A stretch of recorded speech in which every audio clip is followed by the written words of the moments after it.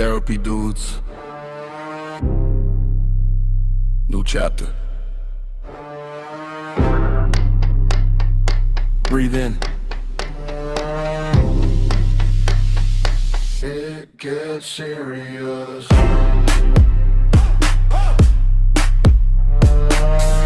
right, we're just going to fade that and get started. I'm Dan Fox.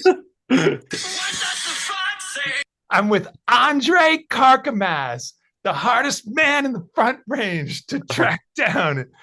I'm so glad you're seated in front of me. We are lucky to have Andre. Thank you. Thank you. Well, I feel like it's celebrity. Stop this one. It's going to just keep going. Oh, it's going to keep going? Okay, there we go. Oh, no. Oh, God. Make it stop. Pause all. Okay, there we go. Oh, Jesus. Wow. Well, it's funny how that all happened right after the song said it gets serious. It gets serious, right? The new version of us. Like, I guess right. we No, just I just had to get there. that out of my system because we have a big conversation today. We are stepping into some of the real meat of the Enneagram. And Andre, I did my homework. Mm-hmm. I sent it to you. Mm-hmm. And the homework for me was to do some research on what the Enneagram was all about so that I could start to like appreciate it as more than just the equivalent of astrology, right? Yeah, and a little different. I'm so glad to be able to report back that I did my homework. And yes, there is absolutely a lot of evidence that these kinds of personality signatures, right? The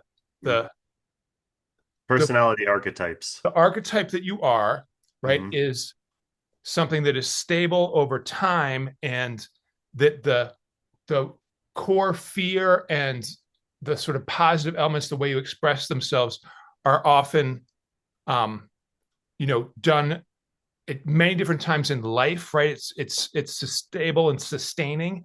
And mm-hmm. one of the things I learned in my research is that the wings, right? You know how we talked about what you're blossoming into the last time, yes. Right? Like the next archetype is on the like Enneagram chart, which is sort of like a circular thing. The ones that your specific style is closest to mm-hmm. are the ways that you sort of like wing out, right? Like if you have another kind of what I call blossoming, but it's just kind of another sort of like, I like it. It's kind of like your minor. You have a major and a minor, right?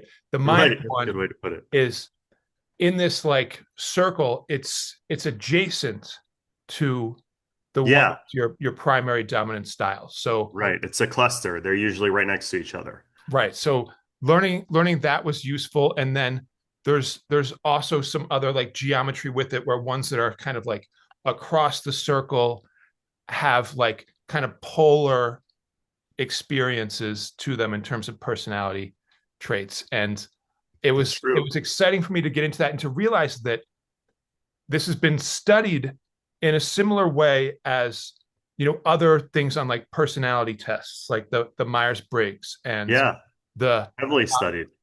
Right. Like, I don't know if you've heard of like the big 5 personality traits, which has the acronym OCEAN, which is like openness, conscientiousness, extroversion, agreeableness, and neuroticism, right? Yep. That those are also things that have been seen to have like a similar correlation to what the Enneagram has. And it's used a lot to help people get more consciously aware of what are some of these underlying forces that we're not necessarily aware of that are motivating our behavior and our feelings. Yes. So I am on board. Look at you. I'm not going to compare it to astrology anymore. And I'm ready to do a deeper dive. So, what are you bringing with us today? Well, last week we kind of just went over the archetypes of the Enneagram. This week, we're going to look at type by type stress patterns and the growth map for each type. So we're going to look at how stress impacts each type, kind of like the maladaptive coping mechanisms that each type has as a result of stress, and then, kind of how to work through that and what a healthier coping mechanism would look like. So kind of puts the framework into perspective for people who may um, align with one of the types and wonder why it seems to not work for them. It's probably just because they're under a lot of stress. Fair. One of the other things that I noticed was that um, the names, right? When I was originally looking at the test that I'd done, type one Hmm. was the reformer. Yeah. And in the research paper that I read about this stuff, Hmm. they call type one the perfectionist, Yes. which has a little bit more of a like, mm, not a wholly positive kind of right? To like to be a perfectionist often means that we're like hypercritical and self-judgmental in a way that creates a lot of stress. And I guess that is sort of the negative expression Of of it. type one. But it Yeah, was that's true. interesting to me that there's this like, multiple titles for this particular. Well, at one point they revamped the names because they realized, just like you said, like it has kind of a negative connotation. The perfectionist, like, when someone says, "Oh, you're such a perfectionist," it's like it's not a good feeling. You don't want to necessarily identify with that. I don't know if the reformer is much better, but um, I don't know. I guess there's not as much stigma attached to that. Right. I mean, I feel like the idea of reforming something doesn't have that same sense of like, wow, you're really overthinking this and being super critical of yourself. Um, Yes. and you're going to Although like you and I stress both do yourself. that. Right, right. Yeah, we are both, just as a reminder to the listening audience, we are both type Type one one, wing blossoming two. into, oh yeah, wing two, which is the helper, right? So the dominant is the perfectionist, but there's also this expression of the helper in that. Yeah. Yeah. Well, let's jump into it. Let's start with the reformer actually, like how they show up under stress. Let's just before we like jump into it, how do you feel your personality shows up under stress? Um, I think stress tends to show up when there's something that I feel like I should be doing or I want to be doing, right? I want to like fix something, make something better, do something well, and it's not going to work. So Right. the times where this has become pretty significant for me in the last year Hmm.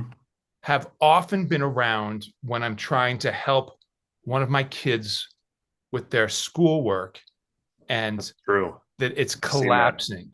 Yes, Yeah. you've seen that, right? Like I've seen we'll how it be makes you irritable and and fixated and more very critical. anxious, right? Hmm. I'm worried about their future. I can like, what is it, like awfulize or just project into the future in a way that is like, wow, if they have to drop this class, then that's going to mean that they won't be able to like move forward cleanly to the next semester, and they might not graduate from college, and then they're going Right. to end up like working as a street sweeper for the rest of their And you life. as a parent probably end up like self-critiquing, like thinking that Right. you're I should have, when they were younger, been more right. attentive to their academic progress and, not been just like focused on, my own self-care and getting to the gym or something. I should have been spending more time with them. Like all of it just kind of comes back Oh no, you on needed me. all the self-care. Right. You're a mess. It's it's hard to accept when things fall below the standard that I Yeah. feel like needs to happen. Yep. And I don't even think I have like super high standards, but whew, it's tough when they don't get met. Um, I So had let me explain yeah. the psychology behind that because Okay. you're speaking straight from the reformer stance. And it's cool because I'm going to connect it for you. You have the inner critic. That's a psychological term for what you struggle with, right? That's what the reformer really struggles with. Yeah. What do you think? I mean, I just hate to like I want to see myself as being sort of this like fully formed Zen human. Oh, So, oh, that's never going to happen. when you poke at my Not for inner either of critic, us. it's painful, but but true, but That's accurate. true. Yes, Okay, yes. In so the the inner shadow critic, lurks an inner critic. that's true. It So has the gotten softer over time. Like me in my like 20s, whoo, that thing was oh yeah, brutal, me brutal. too. And It and was brutal. it was like strangling me. But Um, now I'm like in a better place with the whole thing. well, good. So that's the psychological term for what you struggle with what ones struggle with is the inner critic. The inner critic is the internal voice constantly evaluating behavior and looking for mistakes. Okay. So what the brain does about this is it believes criticism prevents failures or moral imperfection. And so how that plays into type one is that the most stress they feel, or the more stress they feel, the harsher the inner critic becomes. Yeah. And then under stress, they'll be more critical, they'll be irritable, they'll be more perfectionistic, um, frustrated with others. I know not to talk to you when you're in this mood. Uh, and then in relationships, you start correcting other people more, you have difficulty relaxing, and increased resentment. So that's what happens under stress for type ones, which I don't know about you, but I can totally relate to. Um, and then, Yeah. the healthy direction is to actually, surprisingly, practice self-compassion over perfection. So learn terms like that's good enough, or let others be imperfect, or rest without guilt. And actually, that last one, rest without guilt, that's the one I struggled with since I was in my 20s. How did it show up? It just like I'd be like laying down and I would feel like I have something I have to do. I need to like do this for that person because I'm also a blossoming too if you want to go down that route. But I often feel responsible for a lot of other people and what's it called? Type ones have a strong moral compass.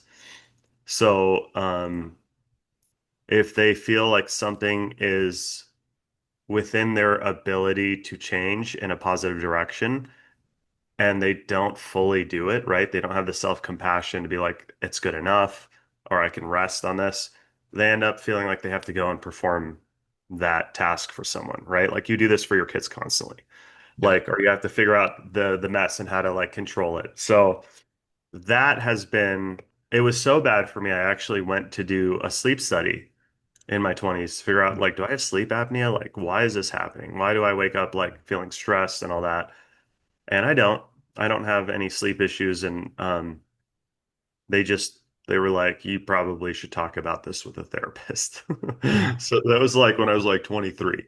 Um, so, it's important to pay attention to like the growth map here and just for you and I learning that things can be good enough, which I know for you that's rough and for me that's rough. Right. Let Right. others be imperfect. Let your kids be imperfect. That's also rough for me. Like with my daughter, I want to make sure I give her the best outcome.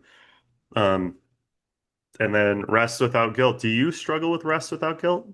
Oh, 100%, a hundred Yes. percent. And the one of the dynamics I remember in my 30s when I had the principal job was that, I'm growing my family, right? So I've got a couple little kids, and then there kept being another one, and then another one, and then another Yeah. one. And there was this sense that no matter what I was doing, I was resentful towards myself and towards what I was doing that I Yeah. couldn't be doing the other thing that was core to me. So the two things that were in tension were trying to do the best job I could as a principal and then trying to be a good dad. So Yes. when I was doing my work, I was resentful that I was taking away time from my family. And then when I was Yeah. with my family, I was resentful that I wasn't doing work. So Right. nowhere in there was self-care or rest. No. Or compassion for yourself. Right. No, Right, I right. I can so resonate with this. I mean, I don't know if the viewers are type ones or whatever. I don't think everyone resonates with this, but if you're a true type one, this really bothers you. Like you have a very hard time with self-compassion. You have a very hard time relaxing, letting things go. You're constantly like scanning, what can I do to help out? What can I do to make things better? Oh, I have guilt over there because I'm over here doing this, Yeah. right? Happens to me all the time. And so I'm glad we can relate on that, Dan, because actually it makes me understand you better. It's funny because we have the same thing, but sometimes I'm like, why is he so upset about that? And they're like, here's the framework. I'm like, oh, that makes sense. You know? Well, and I'm like, why is he less upset than he should be about constantly skipping and rescheduling our podcast session? Okay, okay, Like, listen. where is the perfectionist in you? Why isn't it blossoming We into more I need to have self-accountability? something that I can lax on, and this is what I allow myself because I know that you're going to be okay with That is actually true. I'm just totally messing with you. And it. yes, totally. I do not care at all, right? This is fun for me, but it's Yeah. not like this. Oh my God, what an urgent Well, I task. actually I do feel bad about it every time. Oh, that warms my heart. Thank you. I actually have a lot of like, oh, I really don't want to do this, the cancel. But then I'm like, I don't want to do a podcast today when I'm, really exhausted and I'm still like balancing certain parts of my life. Yeah. Um, Well, I mean, you clearly, right? I think you've compartmentalized this because I know that with like family obligations and right. work obligations, you are Right. on point all the time. So with this, like I can't extrapolate like, oh my gosh, is he just like last minute canceling and rescheduling everything in his life? It's like, no, no, no, no, no. No, It's no. like this is in a different category. And that's You're my safe place, man. I know you're good, not good. going to chew me out. Okay, now I'm gonna We're good hope that friends. you reschedule every time. And Well, I've done it twice this last 2 months, right? So this last week, you've done yeah, it this twice last this week. last week. What do Oh, you I'm mean? sorry. This last, he's right. He's right. I'm like, let's do it on Friday. No, let's go back to Monday. Um, well, okay, fine. Let's jump into the helper. So this is our blossoming part, which is funny. Yes. Our So wing. our wing. I'll try to get the language right. You got it. I don't mind blossoming, or I like what did you say about this is like our minor, our Or major, and our minor, minor. right? Yeah. I like that. Okay, so the helper. So under stress, the helper overgives. I'm telling you, it is Hmm. annoying that I have that compulsion. It feels unappreciated, becomes emotionally reactive. I've had all three of those under heavy stress, and I think well, let's talk about the psychological term that causes this for the helper, and that's called transactional attachment. So, Whoa, that's a yes, big term. Transactional attachment. attachment, right. And transactional attachment is when love feels tied to usefulness. And that actually goes hand in hand with insecure anxious attachment as well. There's kind of overlap there. And next week, we're going to talk about Enneagram types and attachment, like how they fit in. That will be like closing off this section of Enneagram. But so so again, transactional attachment is when love feels tied to usefulness. So if I meet your needs, you'll love me. Essentially is what the two feels under stress. Okay. So how it plays out into stress is type twos give more and more when anxious, but often neglect themselves. And I've seen this show up for me. Like, I'll say yes to everybody. I'll go hang out with everybody, even if I'm exhausted, even if they want to go on an 8 a.m. hike. And I'm like, hell no, I don't want to go on an 8 a.m. hike tomorrow. I'm exhausted, but I'll do it, you know? Um, and I've often, under times of a lot of stress in my life, like a few years ago, I was overgiving to everyone. I've asked, I would like pause and be like, why? I would have these moments of clarity. Why am I doing this? It's not like I do like the people that I'm around, but like, why am I giving to the point where I'm coming home at the end of the night feeling unfulfilled, exhausted, unappreciated, Because I, Right, right. you know, And not even sort of conscious of like the importance of the self-care steps and what they are and what exactly, you need. exactly. Yeah, And I remember back then we were going back to like have hmm, some tea, get a little time for yourself in the morning, get to the gym. It's just like yeah, the total basics. But I think when we're in that state of mind, it's it's not that we're not logically aware of that stuff. It's just that it doesn't resonate on this sort of like core emotional level, right? It's not what we're like drawn towards energetically to think about right. self-care. It's like, oh, there's this urgency around some Yeah, other. there's this anxiety, and we're trying to soothe by maladaptive um, behaviors and thought patterns, and we fall into place with transactional attachment. That's what you want to avoid as the helper is transactional attachment. Um, and you want to be mindful of that. So in relationships, when someone with who's a type two is overly stressed, they over function, they have resentment, they have difficulty asking directly for needs.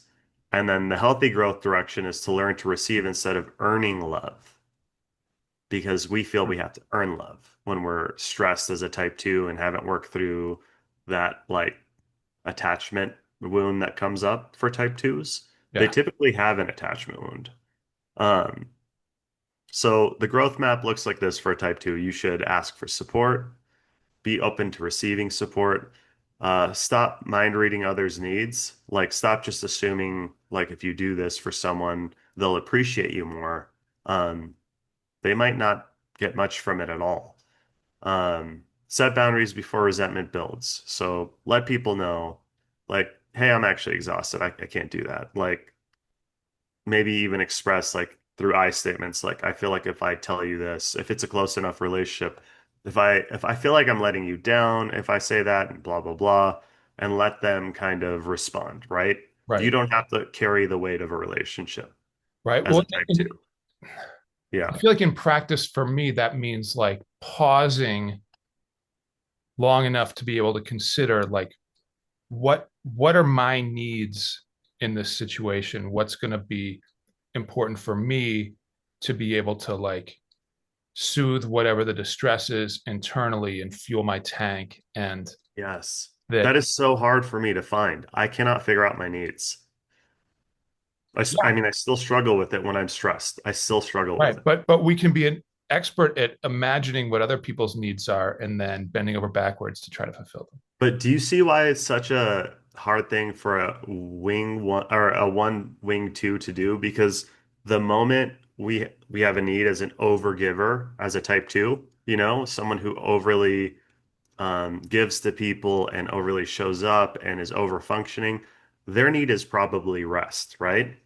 And then what happens when you rest as a type one main is you might end up feeling guilt.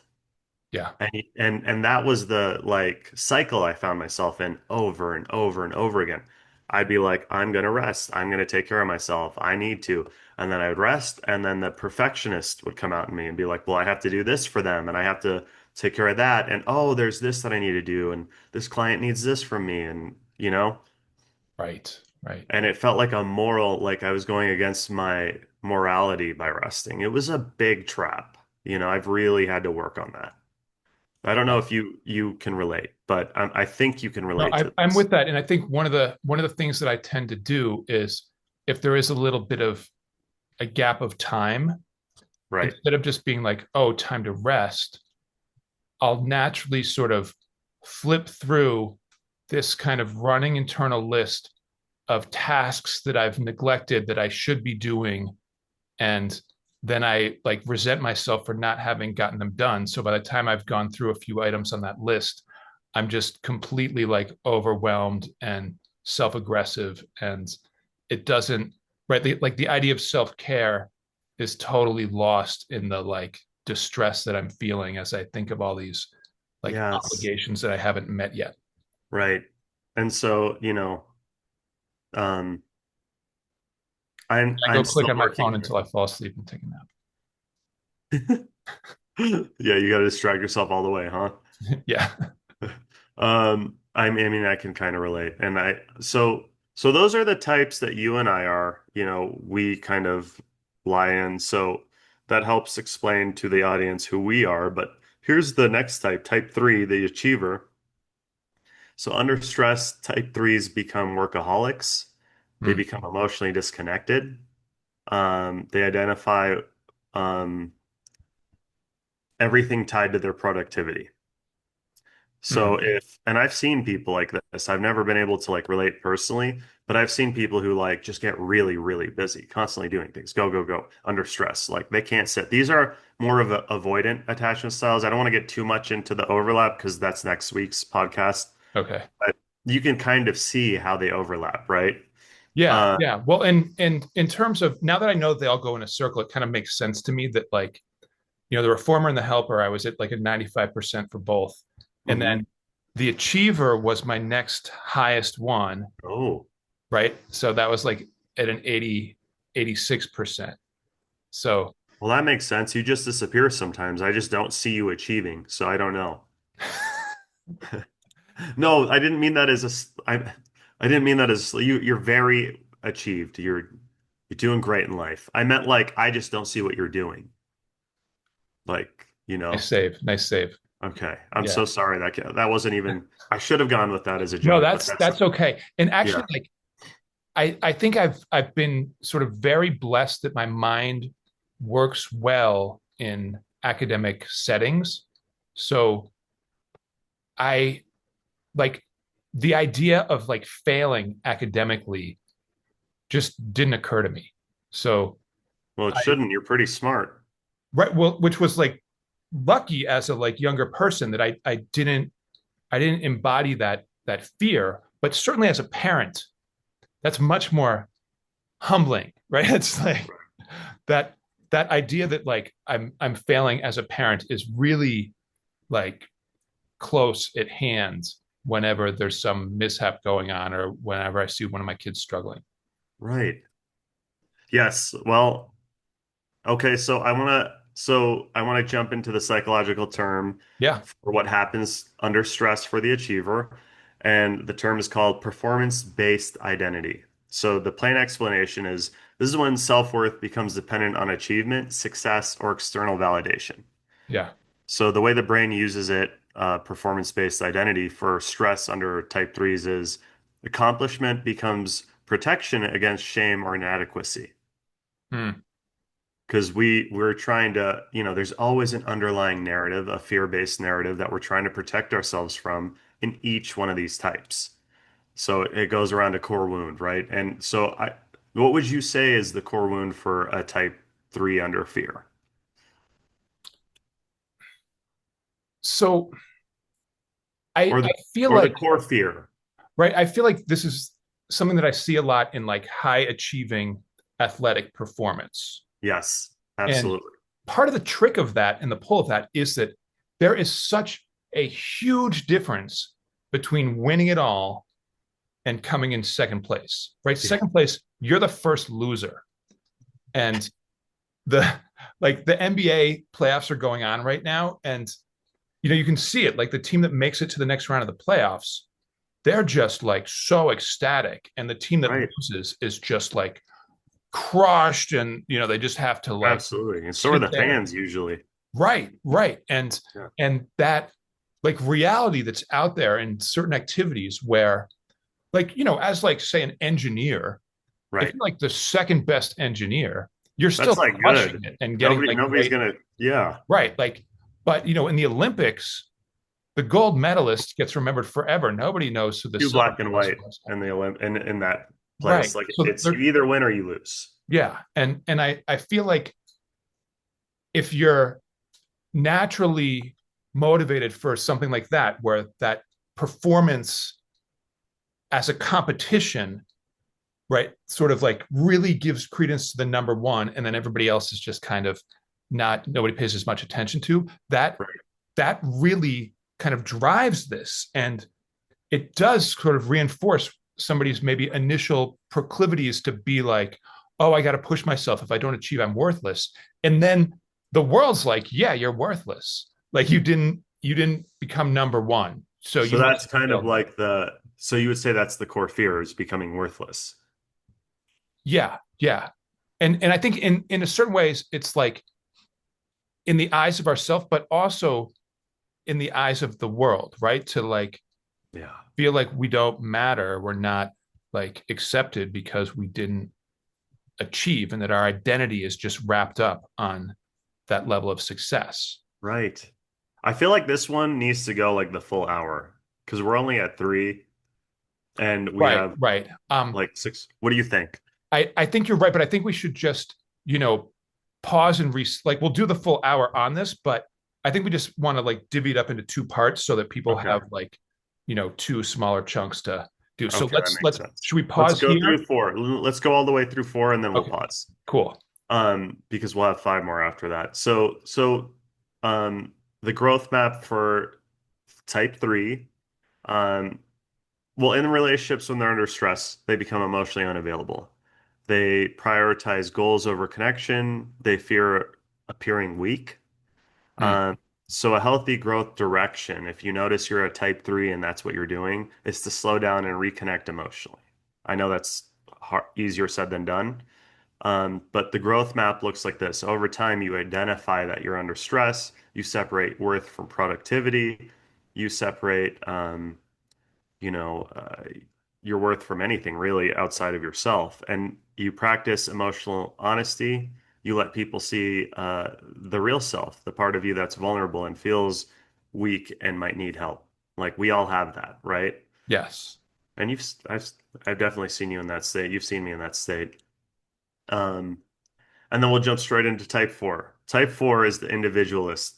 So under stress, they get like emotionally overwhelmed and they withdraw and they compare and they have envy a lot under stress. So they really it's like an inward experience. They kind of close off to everyone and um, they have the psychological term for what they experience under stress is a call it's called emotional over-identification. So this is when emotions stop being experiences and start becoming identity. So instead of like a type 4, instead of saying like I feel sad, they'll literally say things like I'm broken or there's something wrong with me, right? And in relationships, they often feel misunderstood under stress. They feel emotional intensity under stress, and they pull away when hurt. Again, like more of an avoidant attachment type experience. Um, so the healthy growth direction for a type 4 is grounding and staying consistent, like learning how to emotionally regulate, um, learning how to, I feel sad versus I'm broken.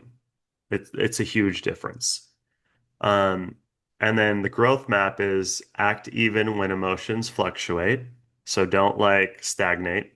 Avoid romanticizing suffering because they love to romanticize suffering. Like these are this type like really loves to like sit with like sad or angry music or whatever and just like dive into it to try to make sense of what they're feeling. And stay connected to reality. So, the growth shift is from emotional immersion to emotional balance. So it's really a big emphasis on emotional regulation.